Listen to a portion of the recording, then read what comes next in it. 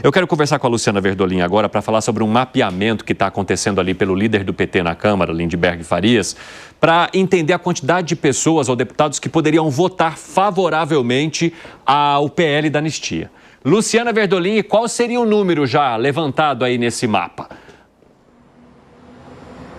Olha, em entrevista ao Globo, o deputado citou aí um número de 200 deputados que votariam favoravelmente ao projeto de lei lá na Câmara dos Deputados. O governo, nesse momento, está querendo tentar evitar a votação da matéria e, se passar na Câmara, que ela seja questionada, inclusive, dentro do Supremo Tribunal Federal, porque os petistas avaliam que a medida seria inconstitucional.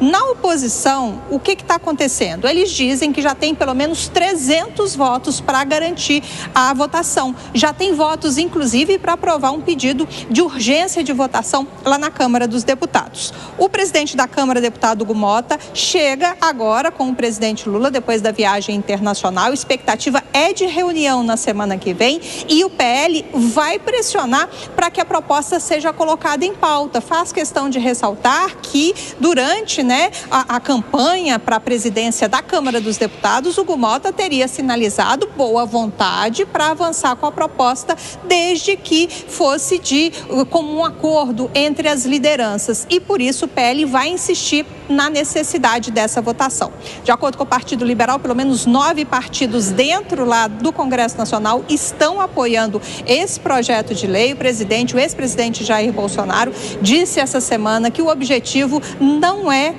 focar nele, não é beneficiá-lo nesse momento, e sim a quem está preso e tenta aí uma solução com a justiça. Por isso, essa pressa na tentativa da oposição de levar a matéria adiante. O líder do PT, ele diz o seguinte, que nesse momento ele vai tentar justificar, vai alegar isso junto às lideranças da Câmara dos Deputados, provavelmente na reunião de líderes que vai acontecer na volta de Hugo Mota, dizendo o seguinte, que nesse momento não dá para criar instabilidade na vida política brasileira, nem criar problema lá com o Supremo Tribunal Federal. Argumentos dos dois lados, expectativa é grande para essa discussão, que deve pelo menos começar nos bastidores, na semana que vem, sobre a possibilidade ou não de pautar o projeto de anistia.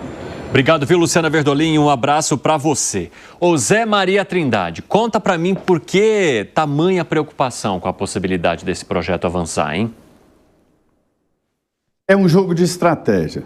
Ninguém sabe exatamente quantos votos terá esse projeto, até porque o teor desse projeto ainda não foi finalizado. Eu vou citar fontes para não cair naquela armadilha de pensar que a gente inventa histórias. Fui falar com a deputada Jandira Fegali, do PCdoB, e ela me disse que procurou os partidos de oposição, a esquerda, procurou os partidos de oposição, os governistas, para tentar um acordo e votar realmente um projeto de anistia no Congresso. Veja bem, um projeto de anistia. E aí a Jandira Fegali, a deputada do Rio de Janeiro, me disse o seguinte, que aí faria um texto para realmente acabar com esses exageros e condenar realmente as pessoas que depredaram, mas na condenação de depredação, e que os governistas não aceitaram. Aí diz a deputada Jandira Fegali de que a estratégia da oposição, dos aliados do ex-presidente, é anistiar o ex-presidente e viabilizá-lo para a disputa de 2026. Aí, evidentemente, os governistas não topam. Tá. Eu falei recentemente com o deputado Felipe Barros, que é presidente da Comissão de Relações Exteriores e Defesa Nacional. Ele me disse que em nenhum momento, ele é muito atuante ali no PL, muito atuante, me disse que em nenhum momento houve esse encontro e essa proposta dos governistas de se fazer um projeto de anistia exclusivamente para os exageros, Enfim, ele disse que não há, o Felipe Barros, que é o deputado do PL. E o que acontece? Ele mesmo me disse que não há pretensão de incluir o ex-presidente Jair Bolsonaro nesse projeto, nesse processo de anistia, Então, é esse jogo de estratégia que está acontecendo, E tudo indica de que algo sairá do Congresso Nacional, mas não com a possibilidade do ex-presidente. Aí, os aliados do ex-presidente já estão procurando novos caminhos e novas possibilidades de fazer uma anistia para esses agora que estão sentados aí no banco dos réus da primeira turma do Supremo Tribunal Federal. Agora, número de votos para aprovar a urgência, sim, já tem assinaturas, mas algumas assinaturas são para votar a urgência de apoiamento e não de mérito. Então, é meio complexo dizer que já existem 200 votos pela anistia.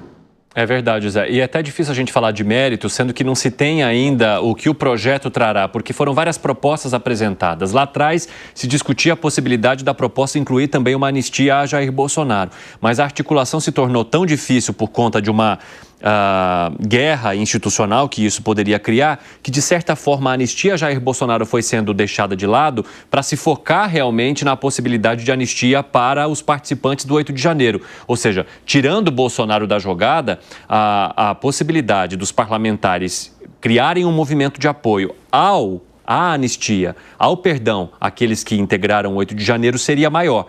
Então, como é que você avalia, hein, Gustavo Segré, esse mapeamento e o quanto isso tem preocupado os governistas também? Se eu fosse governista, eu mandaria, pode colocar na pauta e vai ter o nosso apoio também, se eles entendem que poderia ter uma dosimetria da pena menor para determinados delitos que estão sendo julgados.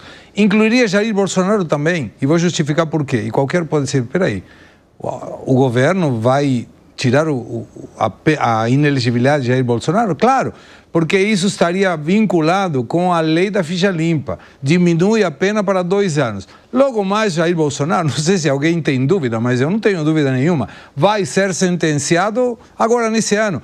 E como ele ainda não está sentenciado, não entraria dentro da lei da anistia.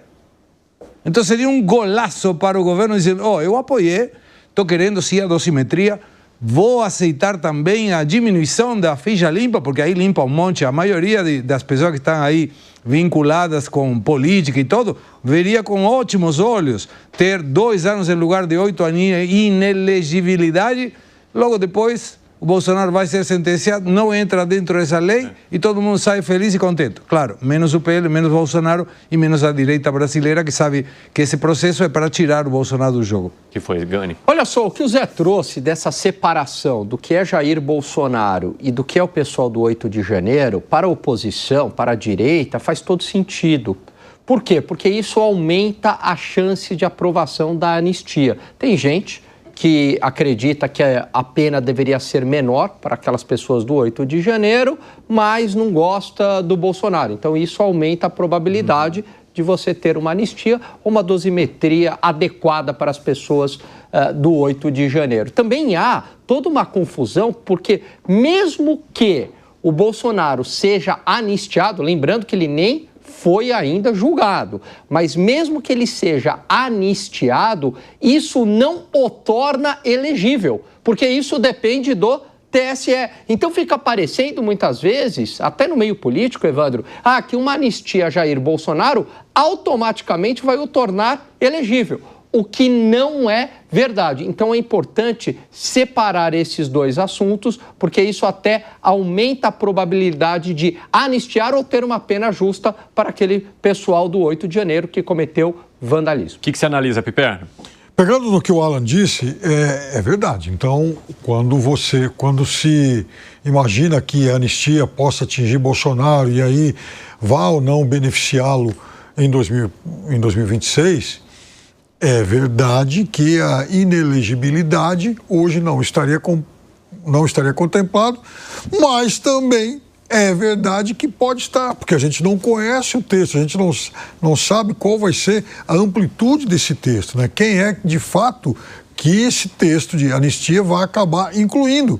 E ele pode deixar normas, deixar brechas por onde todos os condenados, sejam os do TSE ou os do STF, possam se beneficiar. Veja, o Brasil tem uma longa tradição de anistia para golpistas. Foi assim com a turma de 37, a turma de Aragarças lá que tentou impedir a posse do JK, os animais de 64. Também. Então, os que sequestravam embaixadores, esses também, assaltavam bancos. Isso, até porque toda a reação é legítima contra uma ditadura que estupra a Constituição. Não, mas peraí, foi primeiro um. Primeiro foi outro. O que você falou? Não, primeiro foi outro. É legítimo? Hã? É legítimo? O que eu estou dizendo é o seguinte, toda ação é legítima contra um governo ditatorial, contra um governo até sequestrar embaixador, botar bomba em olha, se banco. essa for uma estratégia para delimitar uma ditadura, não. Toda ação legítima. Aí a gente vai para a barbárie. O ditador, ele é um bárbaro, ele é um estuprador do Estado Democrático de Direito. Então, toda a reação contra esse estuprador é legítima. Agora, o Brasil se acostumou a dar anistia para essa turma. Só que nessas ações morriam inocentes. Fala Zé, para poder seguir. Agora a gente tem que admitir que esse termo anistia ele é típico de transição. Aquela anistia anistiou os que assaltaram bancos e sequestraram embaixadores, o embaixador dos Estados Unidos, não é qualquer embaixador. E eles foram anistiados, assim como os que cometeram excessos durante a ditadura, né? Mas ali era um sistema de transição. Nós não estamos num momento de transição. Daí é que soa estranho a anistia. De qualquer maneira, é uma intervenção entre poderes. Eu entendo que é o judiciário, ou seja, o Supremo é que deveria entender o que está acontecendo e voltar à racionalidade.